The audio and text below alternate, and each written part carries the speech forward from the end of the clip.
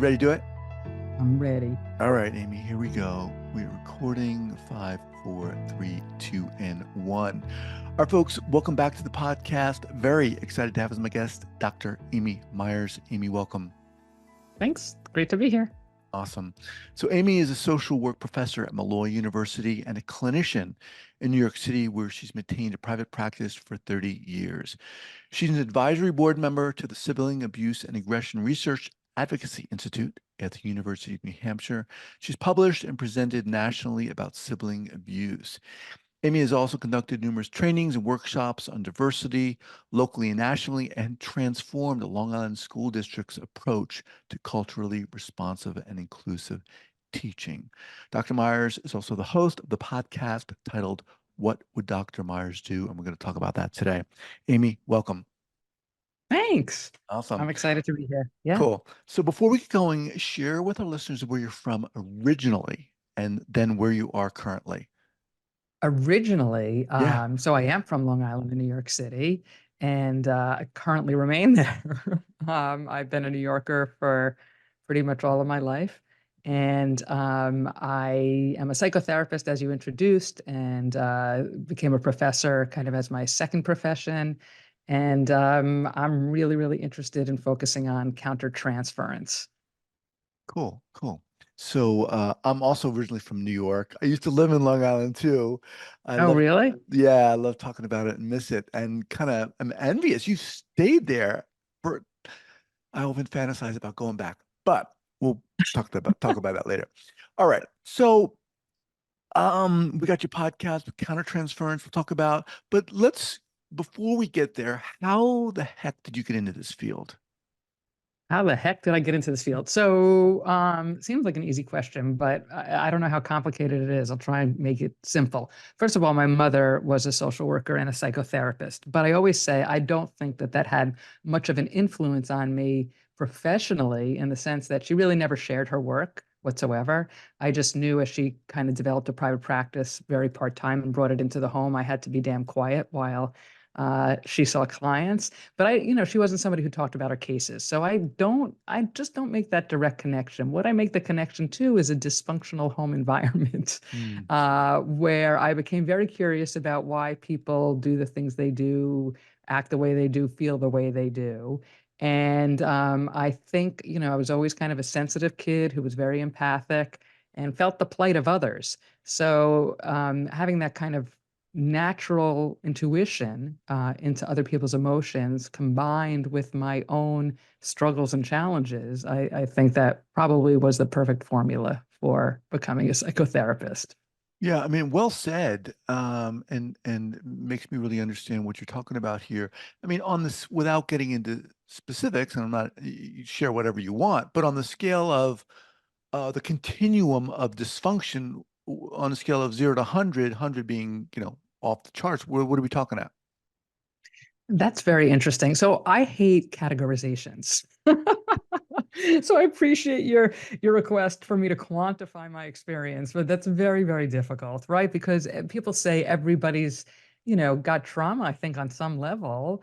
And who's to judge whose trauma is worse than others? I just know that I felt like I had a lot of hardship. So Yeah. as you said in your introduction, I have become an expert on sibling abuse because I've conducted research on it. I work with clients who have experienced it.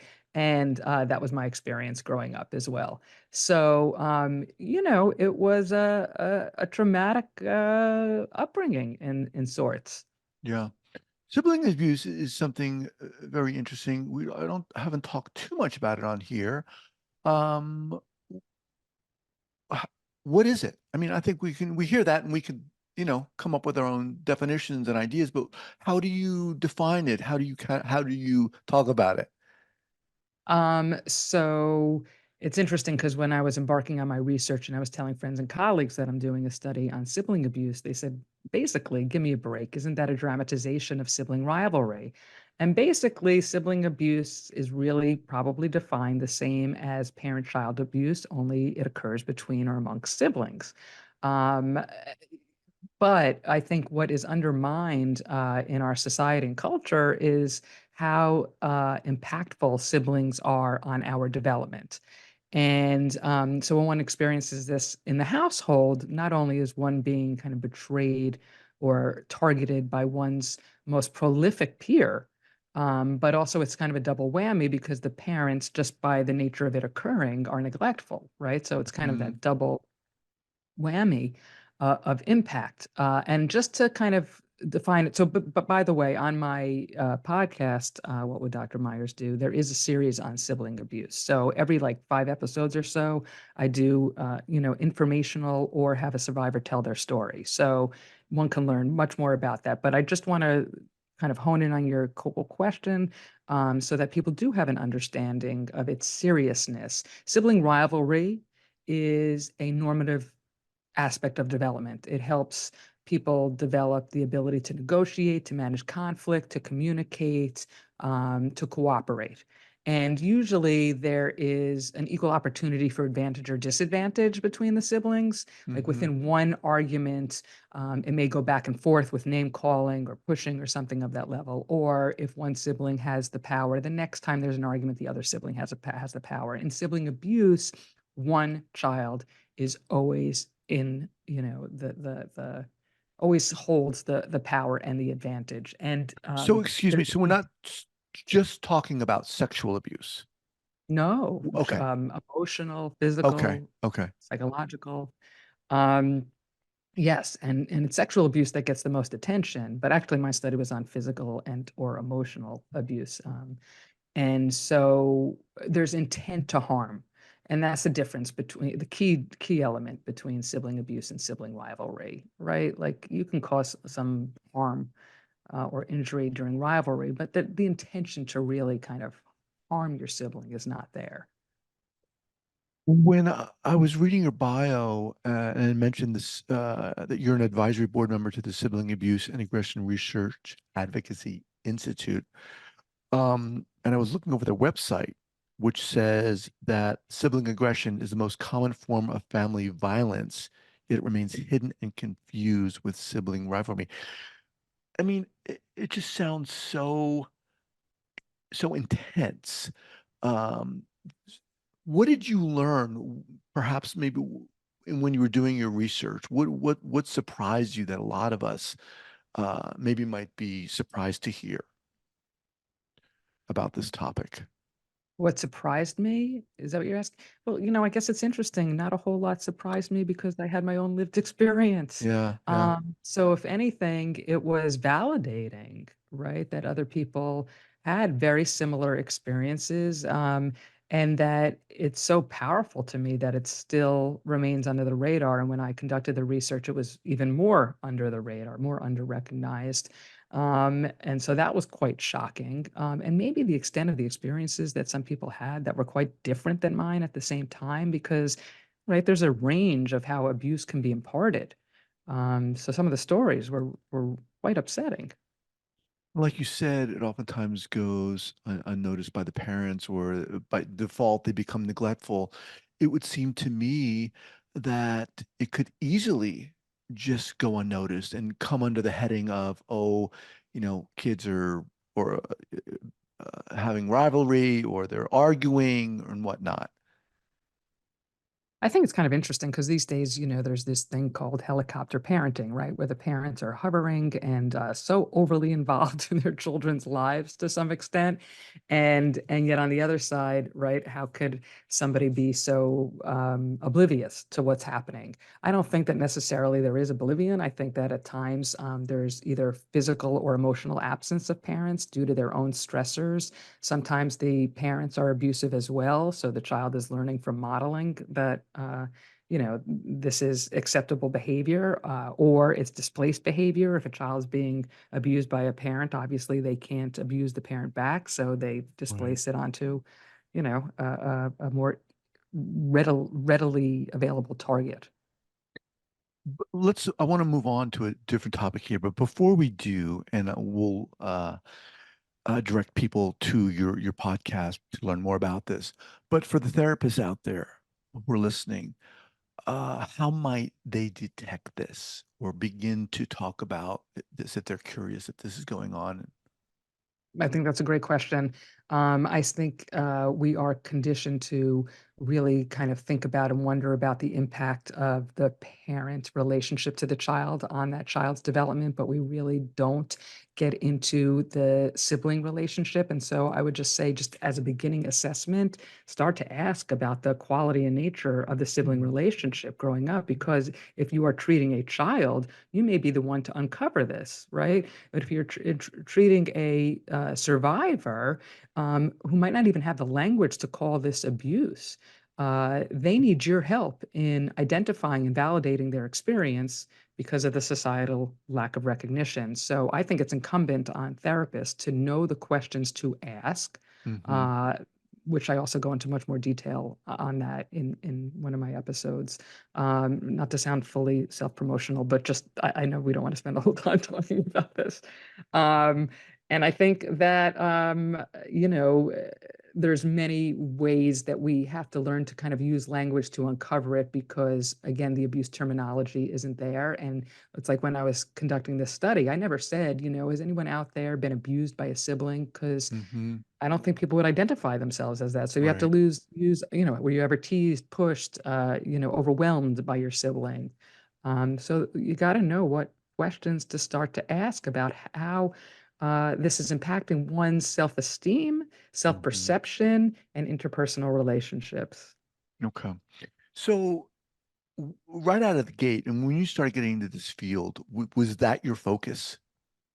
No, no, No. not at all. No, I majored in sociology in college because I didn't go to school with an undergraduate program in social work.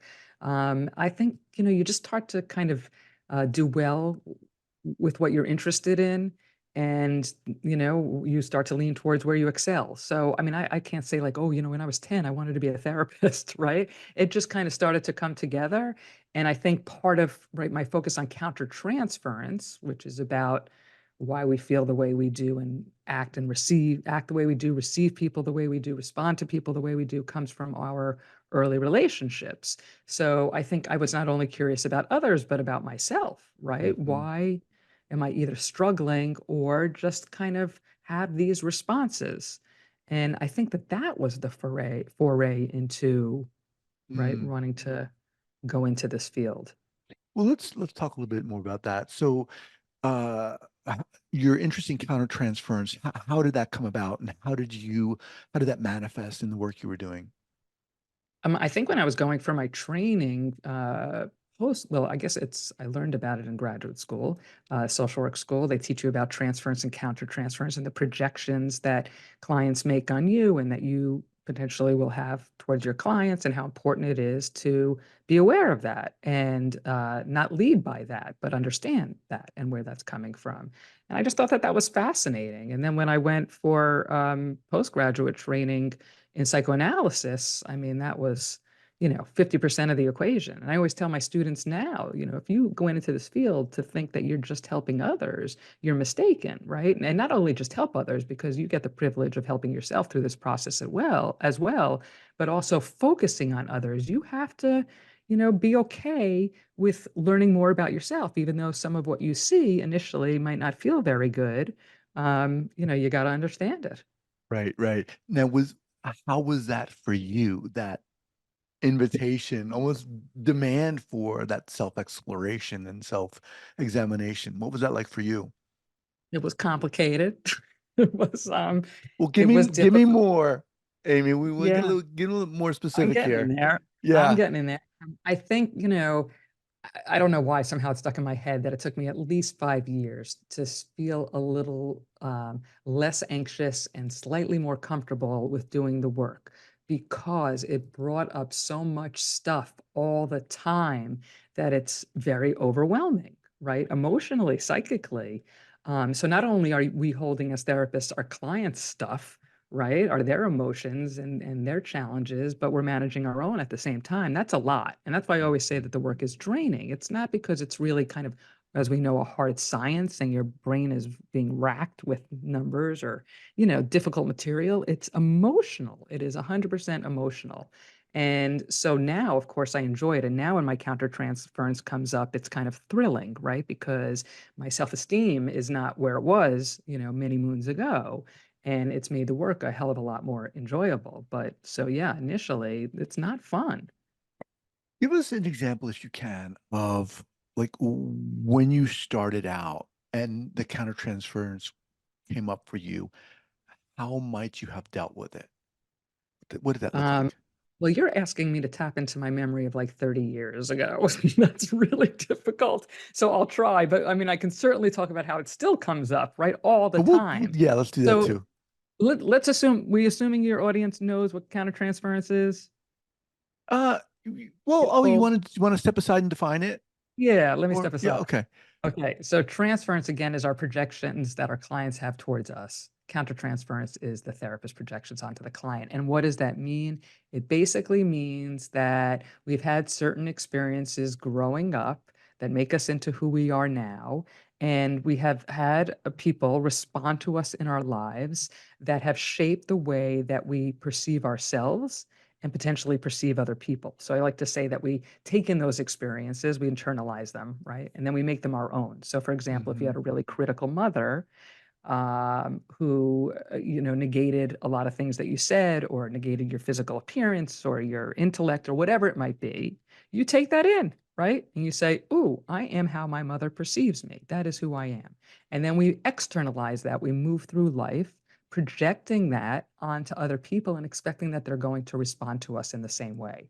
So, how that might manifest is, I mean, so many different ways interpersonally, right? With friendships, with romantic partners, feeling less than, wanting to please so that, you know, people don't um, um, uh, sorry, just lost my thought. If people don't kind of hurt you, if you protect yourself and know that you're already kind of a piece of shit, or don't think of yourself very highly, then hopefully I won't be as sensitized to your words because I already know that. So that's one way that it can play out. It can play out. If I'm a professor, right, in the classroom, somebody who's never going to raise their hand or share their opinions or viewpoints because they're already assuming that I am going to uh, think that they are stupid. That was a silly question, or how could you think like Mm, that, right? Because I am replicating the voice that's already been constructed into their ego. right. And right. And then you can just think about or imagine what that looks like when you're working as a therapist with a client. My God. Right. So imagine, a client kind of disapproves of something you said, and you get caught in your head about, oh, see, I shouldn't be doing this work, or I'm not enough, or whatever, right? And then you're kind of off and running with that, and then you're not present for the client. Or you might overcompensate by responding in a way that you hope that they'll like you or that they'll think better of you, which isn't necessarily a therapeutic intervention for them. It's a Hmm. therapeutic intervention for Hmm. yourself, right? So a lot of that goes on at the beginning, or at least it went on for me. And so that's the whole point of being able to decipher what's real, right? What's real in this moment with the client? What is something that I'm bringing to the situation, or what is something they're bringing to the situation? So if a client accuses me of not listening properly or not getting what they're saying, was I distracted in my own thoughts? And they're absolutely right. And I'd have to acknowledge that. Or are they projecting onto me of never feeling listened to, never feeling valued? And this is a microcosm of what goes on for them outside of the therapeutic room, right? Or did I really mess up and wasn't attuned to them? And I need to kind of bring myself back and make sure that I'm present. So it's So, so important to distinguish that. right, right. And that comes in part from a lot of self-awareness, a lot of self-exploration, doing all that quote unquote work before you get in the room. Remember, someone told me, I think it was Lisa Ferenc, who said, if you're working with a client and you find yourself thinking about your working on your own stuff in that moment, you're in the wrong room, right? You should be in your own therapeutic room. So Right. what's the takeaway here when you find yourself in that moment, kind of doing that work? Uh, what's the teaching moment, would you say there? Yeah. So I think, as I said, it's about being aware of what's happening. And that's kind of a refined art that takes time. It's a lifelong process. It requires as you said, therapy is very helpful. Supervision is very helpful. Peer supervision is very helpful. You're not going to be perfect in the room all the time. And so you have to be kind of forgiving of yourself as well. And just as long as you're reflective and you use whatever happened to improve the next encounter or the next time that your countertransference comes up, that's what's most important. So, I mean, countertransference comes from personal experience and it comes from bias, right? We all have biases, whether we want to acknowledge it or not, whether it's about race, religion, ability, gender identity, sexual orientation, et cetera, right? And so I mean, we're not perfect people. We all struggle. We all have our own challenges. It's a matter of keeping that in check and knowing, I think the more experience you have, the quicker you are to pick Mhm. up on when you're having that countertransference. And if I can, I mean, I can give you an example of how that goes on still for me now, Do, right? yes. Because, Yeah. I mean, countertransference, I think, it's mostly unconscious. And so the goal is to make it conscious that this is occurring. Otherwise, we do just act on it and we don't, right, observe it. Um, so it's not something to get rid of. It's not, it's something to understand and to manage. And I think that that's really, really important because we have countertransference every single day in every single interaction that we have. I Yes. believe that, right? I mean, the moment I saw you, right? Do you remind me of somebody? Something as simple as that. You have Right. either facial recognition that feels familiar or a mannerism, right? Or maybe the more than I talk to you, the way that you relate to me. And I just respond back. I just respond back. That's what most of us do. We don't realize, oh, you know what? You remind me of, this friend I used to have who used to do this thing and drive me crazy.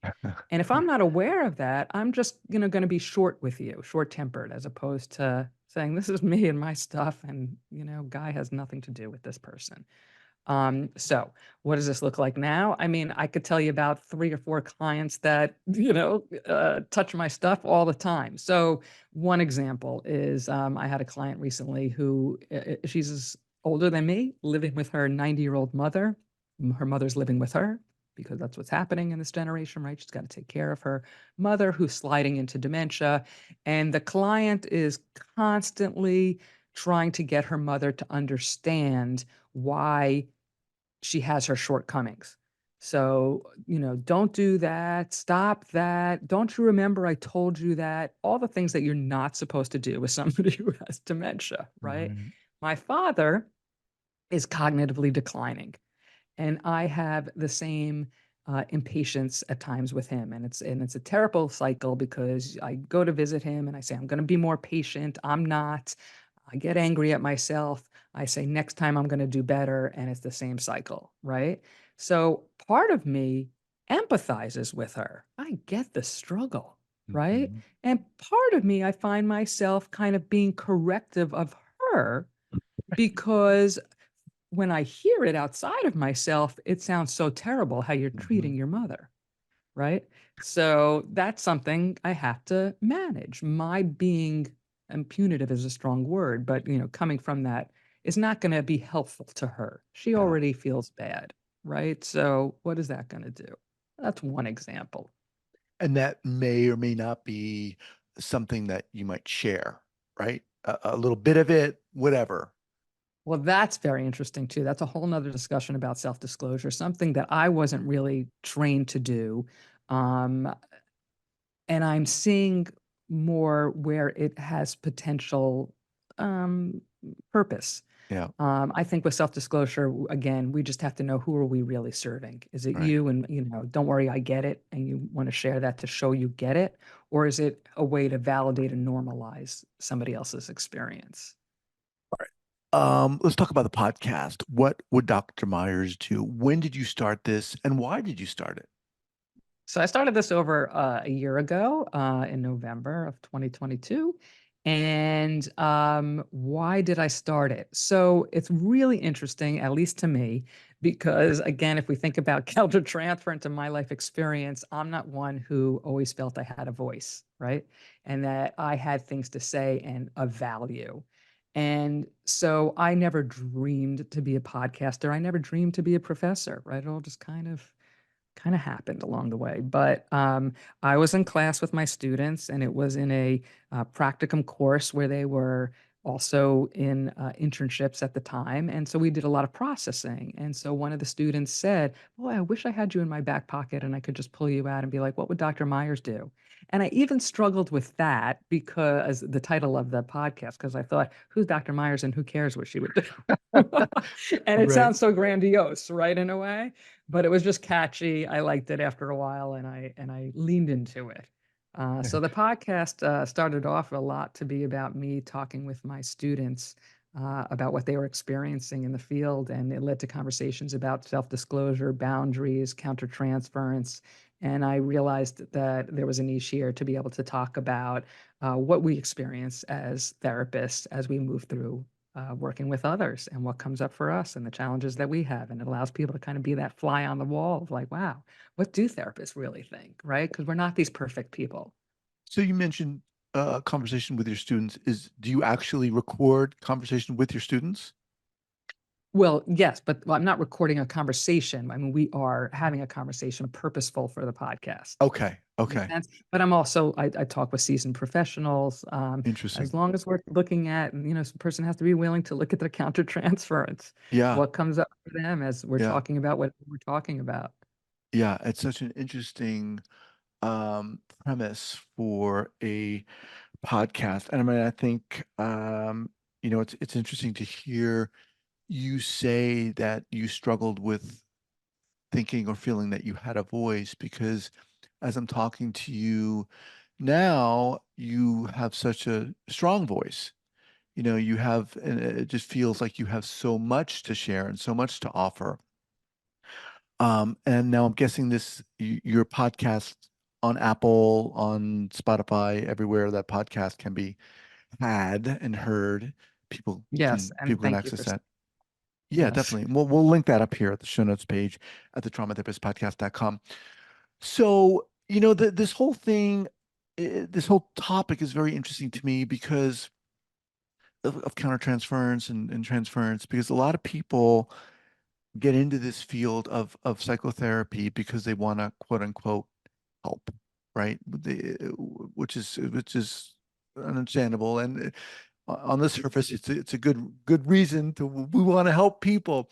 But a lot of people, not everyone, of course, but a lot of people don't realize the degree to which you've got to look at yourself and be willing to wait. Yeah, I want to help that person. Wait a minute, you're asking me to look at myself? Whoa, that's different. That's hard. hmm I think people should certainly know that before they go into this field, and maybe that's not emphasized enough. And to me, that's along the lines of mandating anybody who goes for a bachelor in social work or a master's in social work to have therapy. You got to know what it's like to be on the other side of the couch. Right. But we don't mandate that, but I highly recommend it. So, all right, Dr. Amy. Awesome having you on here. We'll link again your podcast up. Aside from that, what's the best way for people to get in contact with you? You can email me at drmyerspod@gmail.com. I'm on Facebook and Instagram if you want to IM me there. Yeah, send me an email. Happy Awesome. to hear from you. Awesome. Well, look, great meeting you, great talking to you. You're welcome back here anytime. And I appreciate it. Thank you so much. All right. Take care.